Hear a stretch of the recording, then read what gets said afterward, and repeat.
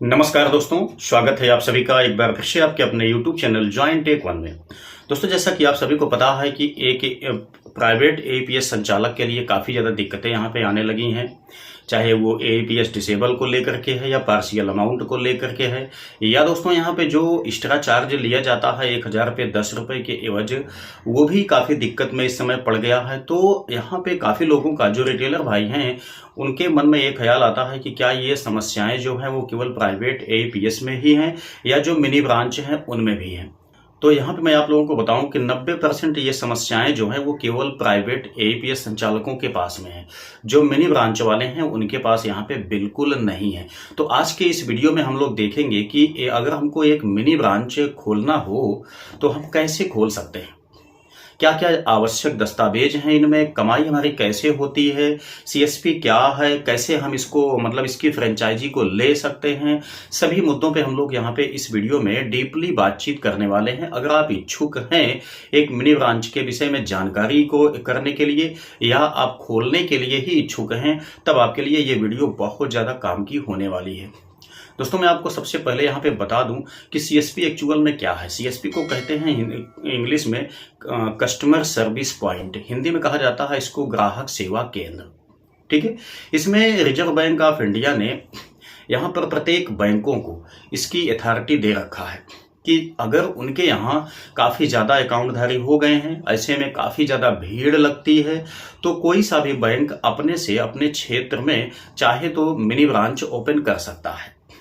Mini branch को open करने से बैंक को फायदा ये मिलता है कि जब गवर्नमेंट कोई स्कीम निकालती है या सब्सिडी, पीएम किसान सम्मान निधि, पेंशन हो गया इत्यादि का जो पैसा आता है जिस टाइम पे, उस टाइम पे क्या होता है कि बैंक में बहुत ज़्यादा भीड़ लग जाती है।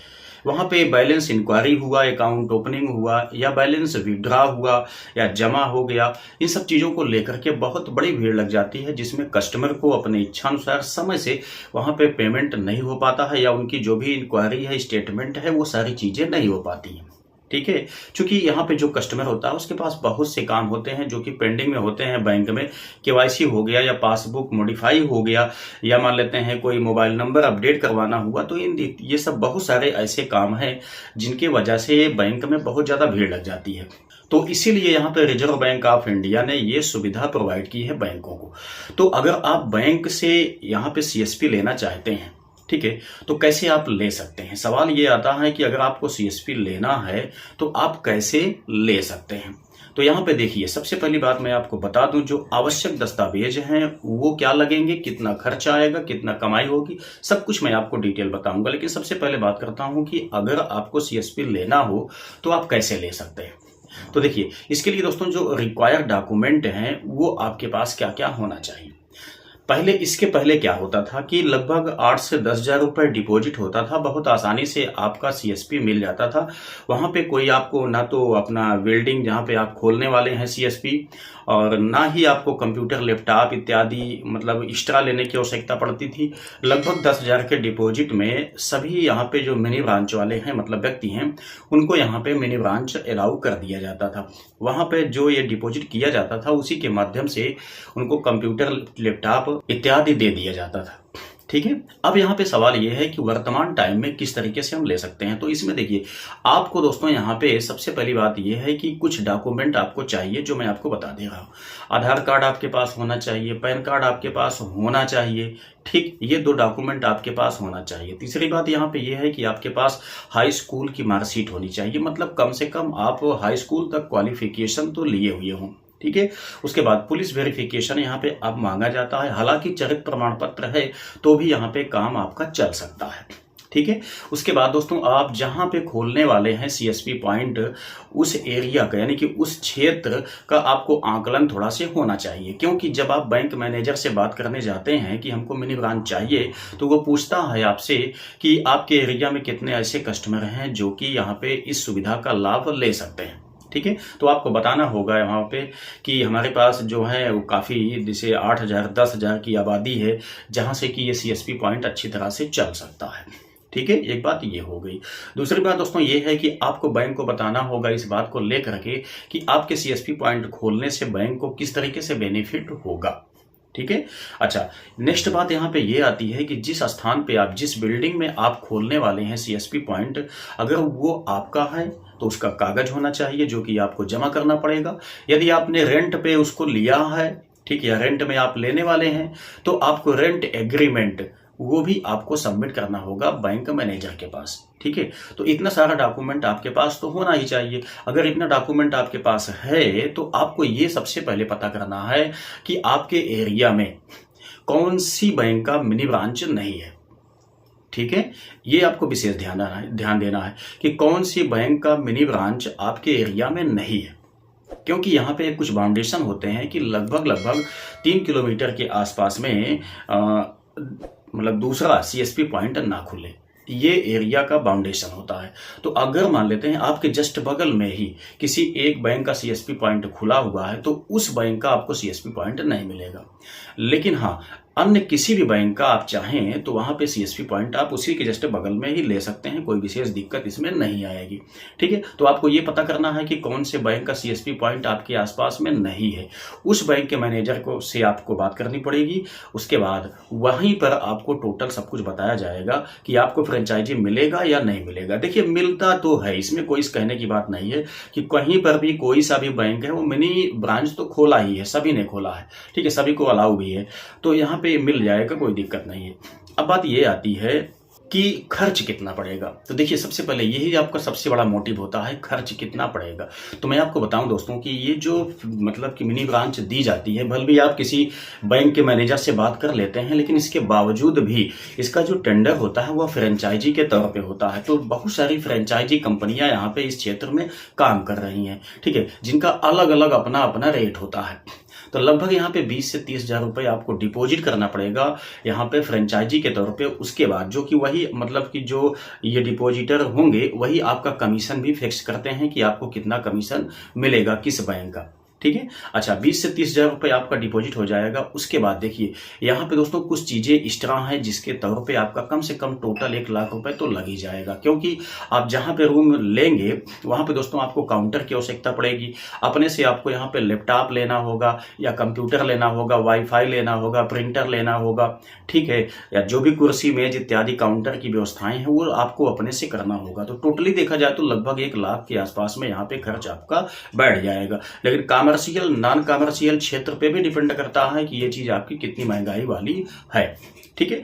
ये सारी बातें इसमें हैं। अच्छा, इसके बाद अब बात आती है आपका सबसे लास्ट में कि हमको इसमें किस जरिए से कमाई होगी, कितना हम यहाँ पे महीने के इनकम कर सकते हैं। तो सबसे पहली बात आप समझ लीजिए यहाँ पे कि दोस्तों यहाँ पे कमाई होने का बहुत अच्छा रास्ता कुछ खास है जो मैं आपको यहाँ पे बताता हूँ, मैंने नोट किया हुआ है, ठीक है। इसमें दोस्तों सबसे जो बड़ा चीज होता है वो अकाउंट ओपनिंग का होता है, ठीक है। इसमें क्या होता है कि आपको कमीशन भी अच्छा खासा मिलता है। आपने देखा होगा कि जो भी मिनी ब्रांच वाले हैं वो अकाउंट ओपनिंग के लिए भले वो 0 बैलेंस का ही अकाउंट ओपनिंग करते हैं, लेकिन तब वो आपसे यहाँ पे अकाउंट ओपनिंग चार्ज कम से कम 100 रुपए तो ले लेते हैं। तो ये आपका एक बना अमाउंट है जो कि मिल जाता है। साथ ही साथ आपको प्रत्येक अकाउंट ओपनिंग पे कमीशन भी मिलता है, ठीक है, ये हो गया। उसके बाद दोस्तों यहाँ पे देखेंगे जैसे कि मान लेते हैं कि कुछ व्यक्तियों को लोन पास करवाना होता है तो आप यहाँ से लोन भी पास करवा देते हैं, तो इसमें भी आपको अच्छा खासा परसेंटेज कमीशन मिल जाता है। तो ये आपके सब फिक्स हैं, ठीक है। उसके बाद बीमा पॉलिसी हो गया, ठीक है।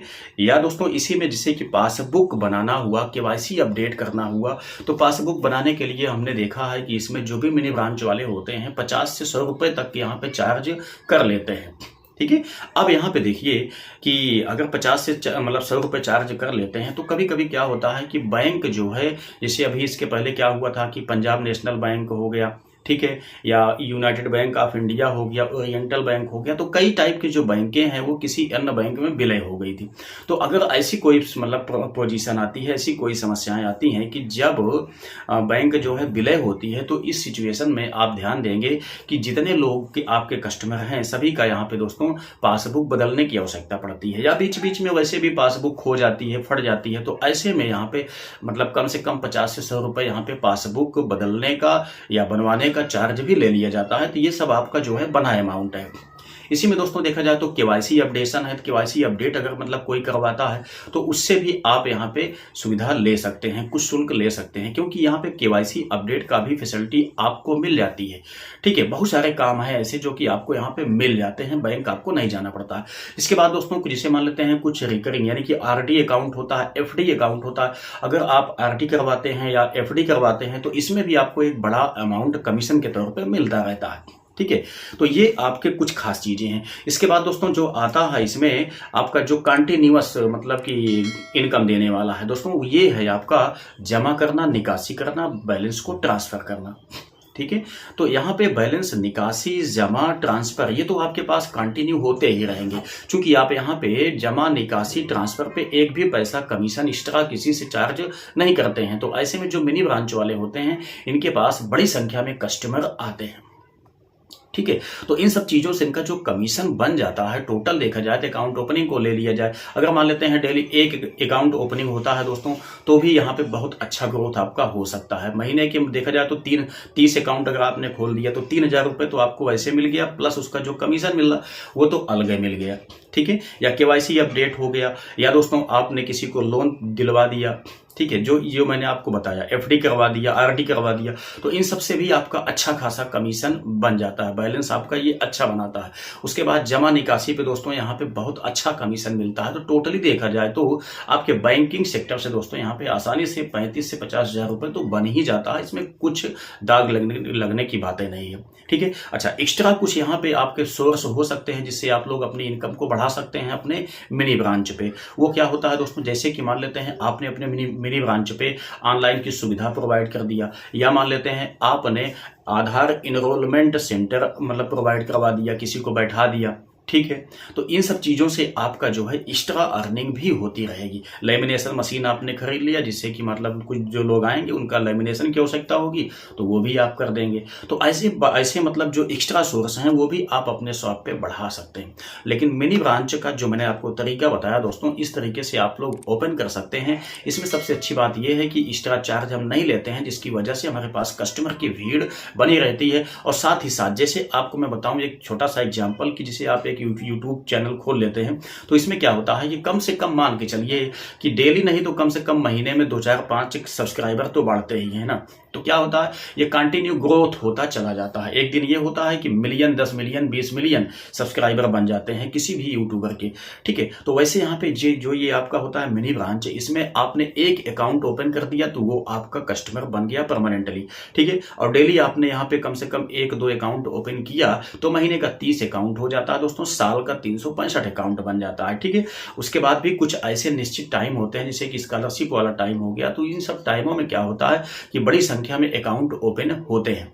या अगर आप थोड़ा से मतलब वर्क करते हैं, अपने गांव देश में घूम जाते हैं क्षेत्र में, तो इससे आपको ज़्यादा से ज़्यादा कस्टमर मिलते चले जाते हैं। तो जितना आप यहाँ पे अकाउंट ओपनिंग का काम कर लेते हैं उतना वो सारे कस्टमर आपके बनते चले जाते हैं। तो कंटिन्यू इसमें ग्रोथ होता चला जाता है। एक टाइम ऐसा आता है कि आपके पास 10,000 20,000 अकाउंटधारी हो जाते हैं, तब समझ लीजिए कि आपकी जो इनकम है वो लाखों रुपए में आसानी से होना स्टार्ट हो जाएगी पर मंथ के हिसाब से। तो ये आपका जो आइडिया है दोस्तों बहुत अच्छा है। अगर आप लोग APS संचालक हैं, आप लोग चाहते हैं कि इसमें शिफ्ट होना, तो ये जानकारी आप लोगों के लिए बहुत ज़्यादा काम की निश्चित ही लगने वाली है। अगर दोस्तों यहाँ पे ये सब सिस्टम हम अपना लेते हैं तो हमारा जो ये प्राइवेट वाला झमेला है ये सारा सिस्टम हमारा खत्म हो जाएगा। अगर आप लोग इच्छुक थे इसको जानने के लिए तो मैं उम्मीद करता हूँ कि जो जानकारी मैंने यहाँ पे प्रोवाइड किया हुआ है ये निश्चित ही आप लोगों के लिए बहुत ही काम की लगी होगी।